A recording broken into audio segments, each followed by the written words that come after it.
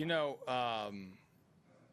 if you watch us play, you know guys like George, Jose, Carlos really bring it every night. And so when the stage got big and the anxiousness started, you just rely on your guys, And George, as one, when he goes, we all go. And I think that was seen the rest of this series. When he got going, it gets pretty scary, and he can do a ton of damage. But he's at the top of the lineup for a reason. He's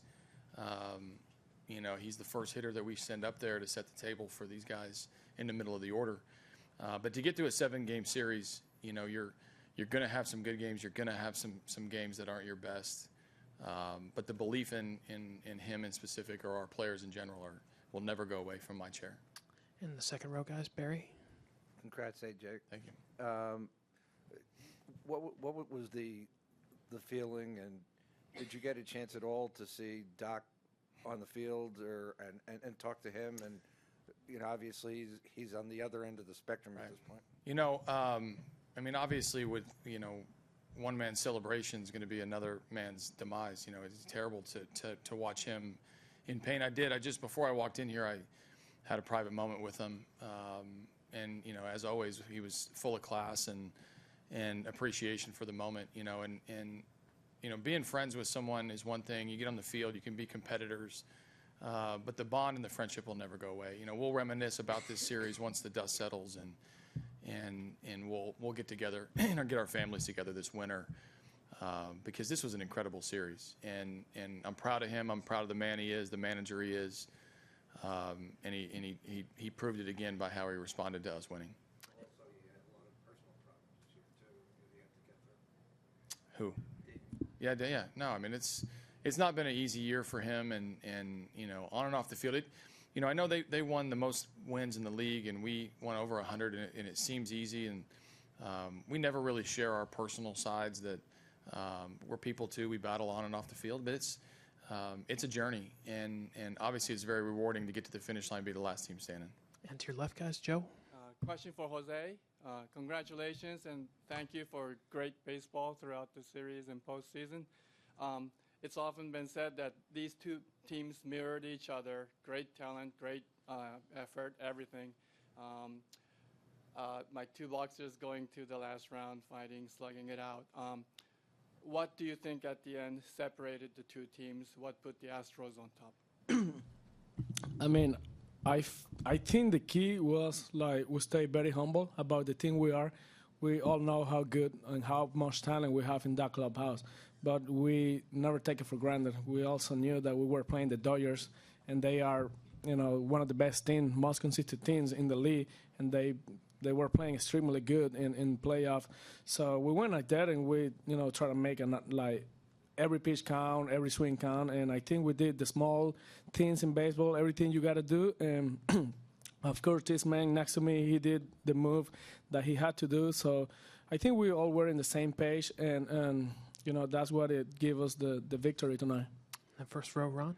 AJ, what are the things you've learned since you first started as a manager 8 years ago that you think you used over the last month, this series, this game, to make this team the team it was to get over the top? Yeah, I think the first thing that comes to mind is this game's about players. The players are what makes it all go around. And as their manager, my job is to get the most out of them. My job is to push them when they need to be pushed, to hug them when they need to be hugged, to believe in them always, and set a culture that where they'll believe in themselves and they'll prioritize winning.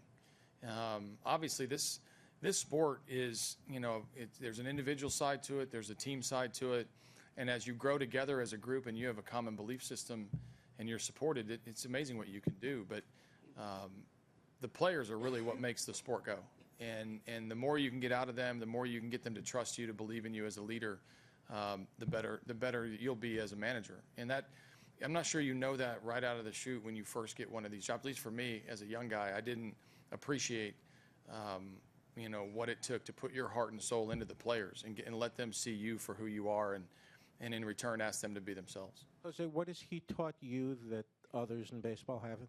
I think he gave us a lot of confidence. He he's a guy that let you go out there and do your thing, you know. But he also says something when he thinks he needs to do it, and that's what, you know. It's really fun to play behind a guy like this. Like, okay, he trusts me, but if I do something that, you know, wrong or something, he's gonna get out there and let me know. But he let us know what we have to do in the best way he could do it, you know. Never lie, you know. He never disrespect his player. He was very, you know, polite and you know, the advices he gives you is in the best way. So I really appreciate. He knows I'm not very emotional, and I don't like to speak a lot. You can ask him, but you know, I really have to give him a lot of credit because he really deserves it.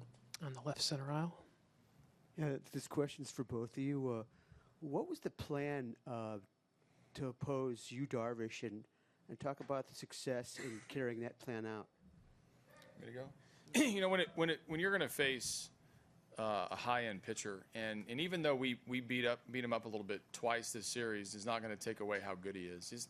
We've seen him a lot in Texas, and obviously he's a difficult pitcher, and you have to pick a pitch. You have to find an area of the zone that you feel comfortable with and stay in the strike zone the most you can. If he gets you to chase, it's advantage Darvish. If he gets you to hit his off-speed pitches, it's advantage Darvish. So you have to be very disciplined, and we did that 2 games in a row where we got hittable pitches and did damage. But in the first game, there was a lot of extra base hits, and we drove in some runs. Today, you know, George delivered the big blow at the end, but how we scored our first couple runs of just manufacturing runs against a top-end pitcher like that. Our plan was to make it tough on him and to give good, tough at-bats because we didn't know how long he was going to be in. This is the most creative team in baseball and how they use their pitching. So we said before the game we stood behind second base. You might only get 1 at-bat against Darvish.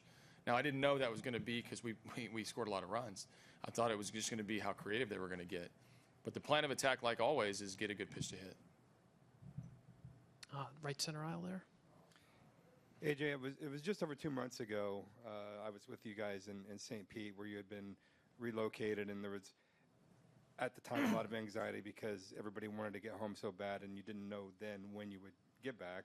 Then you went back that weekend, and now I imagine everybody's anxious to get back to Houston for a whole different reason. Can you just talk about the amazing journey from there? You know, it started before Tampa. It started in Anaheim when the storm hit, and I'll tell a quick story about Jose is.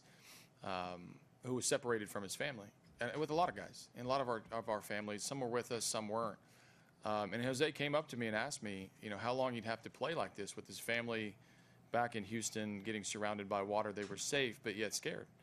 And that's not easy to ask your players. Now, Jose, go out and get your normal 2 or 3 hits. You know, be the 3-hole hitter. Play hard and deliver us a win. And we did. We won a couple games along that stretch, but. You know, if you want to humanize baseball, look at that story, and it'll show you what these guys go through daily, you know, in their personal lives that leads to the professional lives. And then on top of that, I think we were able to really keep in perspective what was going on in Houston. The baseball was important. We were chasing a pennant. You know, this is a team that wanted to win the division. We'd been knocked out of the division a couple of years in a row.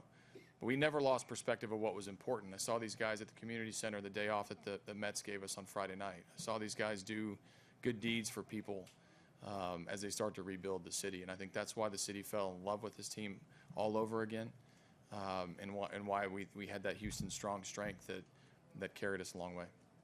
Anthony in the third row. Hey, Jay, congratulations, man. The way you used Morton was kind of similar to the way you used McCullers in your other Game 7 win. Right. Was that something scripted if you had a lead, or was it just kind of working off what it sort of worked out that way? You know, I didn't plan on pulling McCullers early tonight. I thought he was going to pitch a little bit deeper in the game, but what we were seeing was just some pitches that weren't being executed, and we felt like we could pass the baton on to the next guy, and we just would piece it together. We had every pitcher available, basically. And so as the game started to unfold, Liriano comes in and gets a huge out. Davinsky comes in and gets a huge out, and then really what pushed Morton into the game was the pinch hitting. Pinch hit Gaddis. They walk him to load the bases, which surprised me. It worked out for him when Maben popped up. But that got Morton in the game an inning earlier than we initially had anticipated. I was comfortable with him closing the game around 3 innings, but he did it with 4. But we had reinforcements if we needed help. And as much as I scripted this game, it never plays out the way you expect. Take a few last ones on your right, guys. AJ, please describe this championship team one word. Please describe this team one word. Well, champion. There we go. On the left. Hi, AJ. You just talked about Jose Altuve and his family being separated from him with the hurricane in Houston. You then, I don't know, like, did you have to follow it up with what happened in Puerto Rico and Sure. with several of your players there? Well, we had 3 hurricanes in a row, and the last 2 hit a lot of people around the league. It wasn't about the Astros, but a lot of our family, Astro family, was there. And second hurricane hit South Florida and got clipped some of the islands, and then the third one really did a ton of devastation in Puerto Rico. And we have a ton of Puerto Rican love on our team with Correa and Beltran and Juan Centeno and Alex Cora, our bench coach. We just really had a bonding experience when you're just getting beat by these hurricanes time and time again. So our owner stepped up through every hurricane and did something positive for somebody, and we'll continue to have to do that because as we celebrate this championship, somebody's still rebuilding their house in Houston. Somebody's still without power in Puerto Rico. Somebody is still devastated in South Florida. We'll continue to do our part to rebuild these places. I'll take 2 final ones. Harash to your left, guys. Jose, I see your phone there. You've been checking it a couple times. When you win a world championship, how many messages do you get, man? How many texts? I don't know. do you get? I've been checking my Instagram followers. they went up 20,000 the last 10 minutes. That's what I'm doing. And the last question from Bradford on your right. I have a question for Jose. Back in 2011, before your Instagram account had so many followers, when you were called up, that was the first of 3 100-loss teams in a row as you were trying to establish yourself. Is there any way you can just sum up what it feels like to go from those teams and breaking into the majors to sitting where you're sitting right now? It's a crazy journey, man. But I think I was the only one in 2011, 12, and 13. Those 100 losses 3 years in a row. It's not easy, but I kind of believe in the process. I believe in what Jeff Luhnow and Gene Crane used to talk to me. Hey, we're gonna be good. We're gonna be good. So I was like, okay, then let me keep working hard. Let me, get better every year and try to be part of the winning team. I always believed that we're gonna become good. Then I saw Springer getting drafted, Correa, Bregman. I was like, okay, we're going. And we got to playoff in 2015. A very young team. We didn't have that much experience. We couldn't go farther. But last year we have another great year. I think it was a good year. We didn't clinch, but it was another good year. And then this year in spring training, I realized okay, this is the team. It's something in our clubhouse, a lot of chemistry, good relationship between players, coaches, players with everybody. And I was like, okay, I kind of believed it was the year everybody did it, and now we're here.